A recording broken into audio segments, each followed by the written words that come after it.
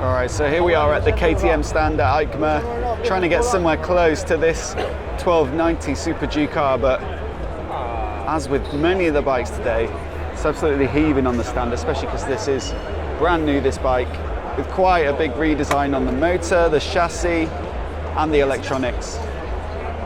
So this big 1.3 litre V-twin is going to put out 177 horsepower and 140 newton meters of peak torque, but they've also shaved a bit of weight off the motor with thinner engine casing and different oil and cooling mounts. And we've also got new injectors, new 56mm throttle bodies, and a new ram air system. This new frame, they say, is 3 times stiffer. I'm not quite sure how they measured that, but it's also 2 kilos lighter than the old bike. Got a longer swing arm at the back here, so it should be a little bit more stable. Big Brembos, as you'd expect on this bike, and then WP Apex forks. These are now fully adjustable. The last 1290 Superduke car didn't have preload adjustment on the fork, so that's an improvement there.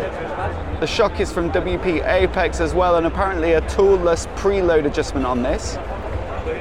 Tyres are Bridgestone Battle Axe S22s, and then the electronics are pretty comprehensive, so cornering, traction control and ABS, wheelie control, cruise control, and then Bluetooth connectivity, all as standard.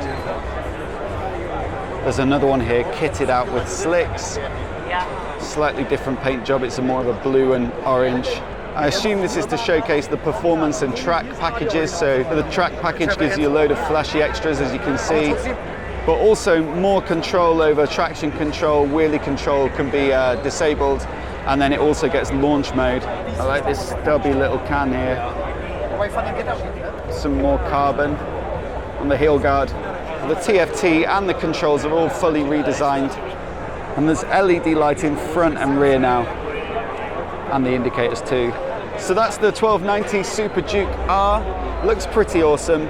Interesting to see which your favorite is in the comments down below out of the Superduke R, the Street Fighter V4 and the ZH2 from Kawasaki. Let me know. I think this looks pretty nice.